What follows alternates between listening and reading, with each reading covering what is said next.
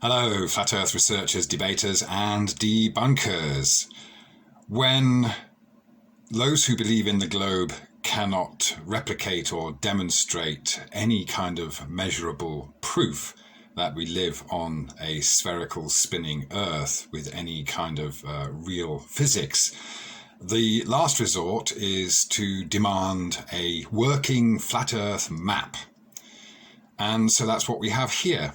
We're going to see how you can make flight plans across a flat Earth map. And all I've done is taken it from this illustration of the northern and southern hemispheres. It's the 1838 Bradford map of the world with two polar projections, the northern and southern hemisphere. Okay, northern over here, southern over here. This map on here is the other way around. I've got the north here and the south pole here. So before we get into this, let's really try and clear up what is actually happening when we look at a map like this. Of course, we've got these two hemispheres. So these are two central azimuth points. So they have been assumed.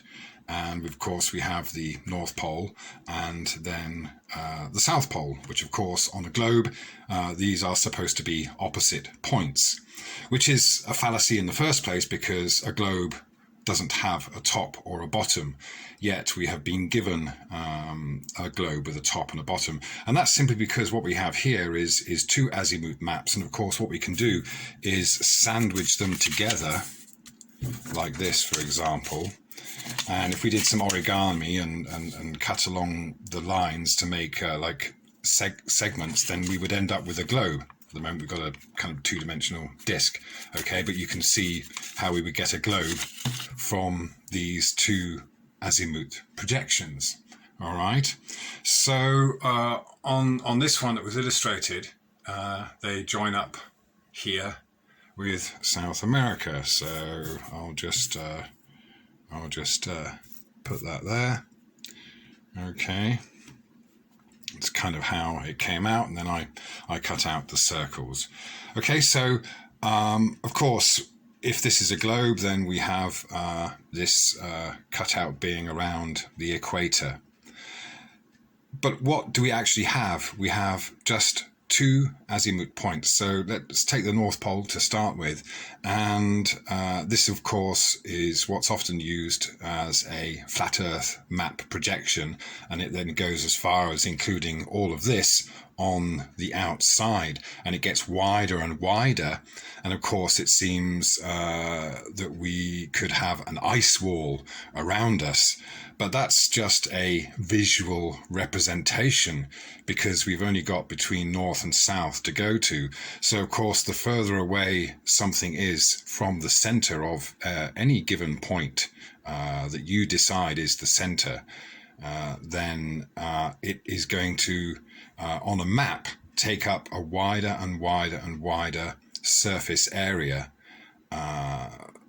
because actually in our field of view, the land masses in the distance get smaller and smaller and smaller. So we see more land in a smaller visual space. So that is kind of mirrored in a map that starts with a center point. And from that center point, you've got these increasing degrees. Well, the degrees remain the same, but of course the distance makes it appear wider and wider.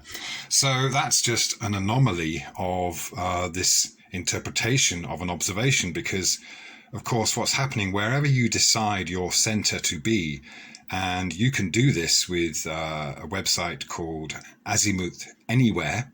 I'll try and put a link in the description. I've showed it before, but you can basically move the azimuth point around the map and basically choose anywhere to be your azimuth. So you can, in fact, choose, for example, the center of Africa or Egypt or something as your azimuth central point.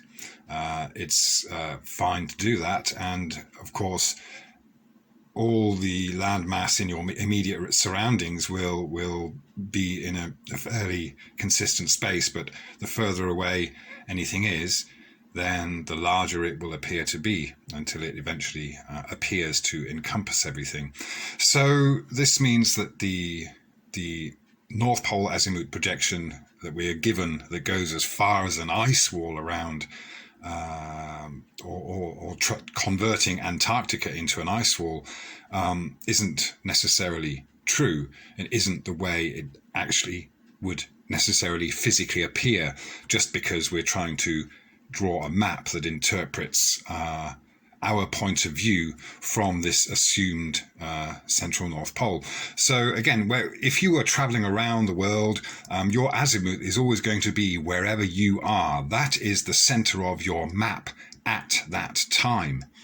And it's in the way it's lined up at the moment, we can easily see that we can go from the northern hemisphere to the southern hemisphere. So if, for example, we were planning a flight from, let's say, the UK, and we were going down to South America, we would just take this straight path. Yeah. And then we would think about, well, okay, what if we wanted to go down to Africa? Well, our map for that particular trip or journey would then be like this. So it joins together. There's the UK, and down we go towards Africa. So Antarctica, in this case, remains a continent or a country, as it were. But what's also got to be pointed out is that this looks very small on here, and these, of course, around the perimeter, Australia, South America, South Africa, they all look quite large, but comparatively, they will all, the closer they are, then the more they'll squeeze in together and be more or less similar sizes. So that's the thing with the equator, or what is dividing the two hemispheres on a map, whether you want to convert that into a globe or keep it as two flat maps. That's all we have here is two azimuth maps, which are interchangeable. And, so again, north and south outside of the map means absolutely nothing. So the Earth's so-called place in space and the north and south around it have no bearing, for want of a better word, on what we do on the map. Yeah, because if we're starting at the north, anywhere we go is going to be down south, and that would work on a globe, but it also works on these maps because we're going away from the North Point. Yeah, so and we get here, and we're still heading south towards Antarctica. But of course, what we don't see on maps illustrating flight plans and shipping, etc., is aircraft going all the way across this massive space here. So you can envisage that these actually create one mass of land and sea, and beyond what we know could be more land, more sea, and this can all be very easily contained in one flat plane with imaginary boundaries that have been created by these maps. Yeah. So it's just to show that, of course, a pilot going from one place to another will plot a course, and whether you believe it's on a globe or not, you will follow these coordinates, because these have been established just to have a standard. The North Pole kind of makes sense because you've got Polaris, but the South Pole doesn't mean much apart from being at a certain distance from the North Pole. It's imaginary. This is imaginary, and this is imaginary, even though there is a reference point in our physical reality, apparently the pole star Polaris. but I've personally never seen a photograph of anyone or anything looking directly up at Polaris from the so-called North Pole, which is what they call a pole of inaccessibility.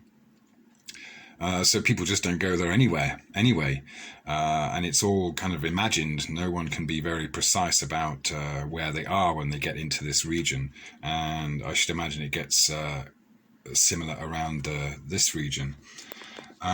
So these, a pilot is going to go from one point to another, and if he crosses the equator or whatever, then okay, he would just line up these locations, and we do it visually like this, but on that pilot's map, then it's just going to be the places that he goes to, and the coordinates will change once he gets here, and he's say crossed the equator and still following the same coordinates wherever he goes.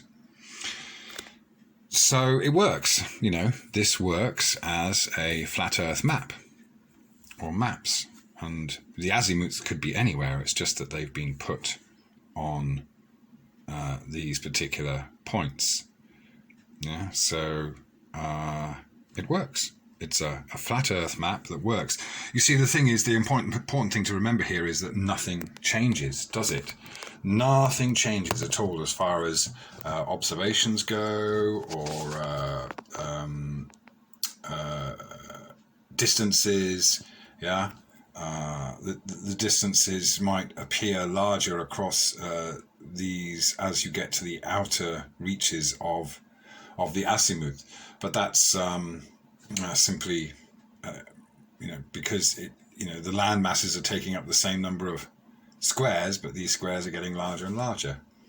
Yeah, so it never actually looks like that. It only it is a mirrored representation of perspective, the way we observe our surroundings from any given point. So we've assumed that we are, this point of observation is the North Pole and the South Pole, in order to have a map with coordinates that everyone can follow. There's nothing wrong with that. It doesn't need to be changed. Nothing changes. It all works fine. It's just that we have been given this illustration of a globe, which is just two azimuth maps slapped together, or a sphere, an imaginary sphere. You can even create a physical sphere out of these two maps. It doesn't mean that the globe came first. What came first was deciding where the center points of these two azimuths were going to be in order to create one map. Yeah.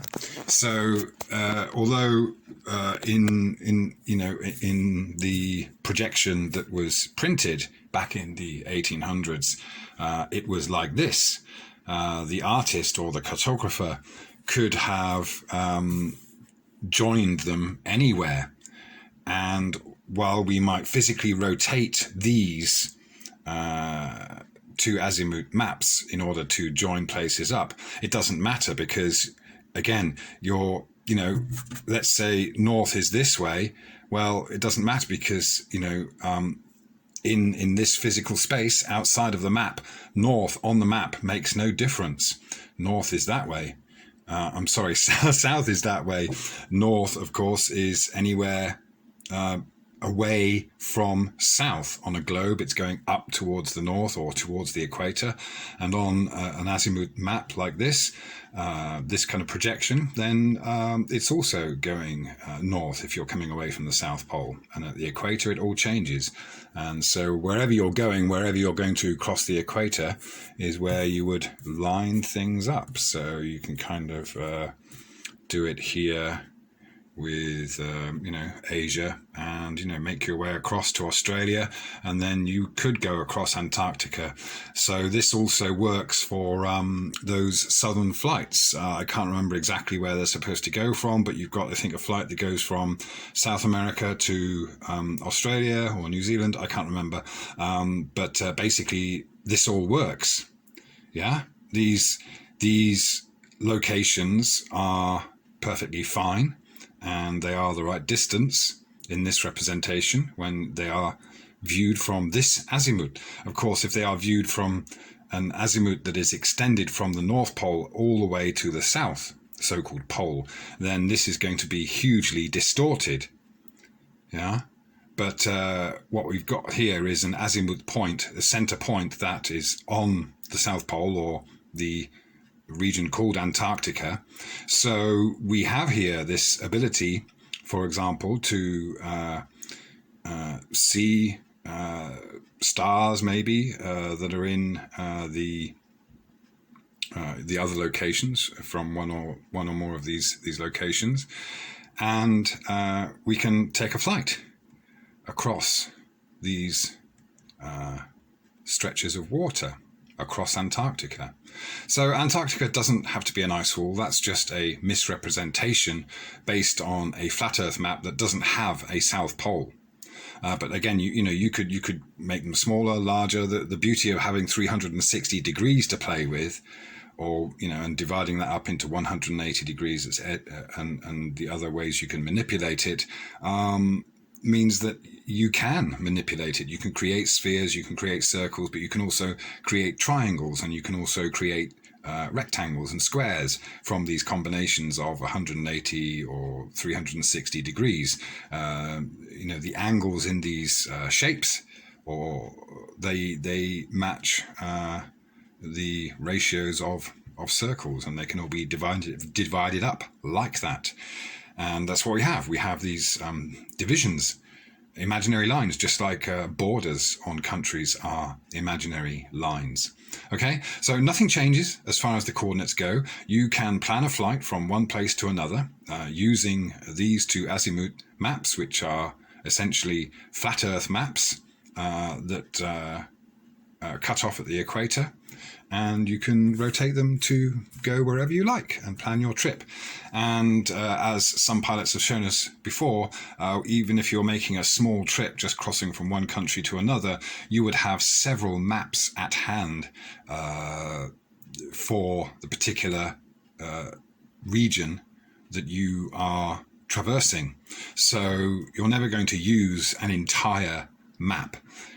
The rest of what's going on around you, away from your route, doesn't matter, and the coordinates don't change. It's just simply based on an imaginary point in the north and the south. And again, it's all relative to the map, its place in space, which direction it's actually pointing is totally arbitrary. All right. So thank you very much. Hope that makes sense. And it's nice to be doing a flat Earth video again. Sorry about having to use my phone to do this. I just don't have the setup required here in the UK.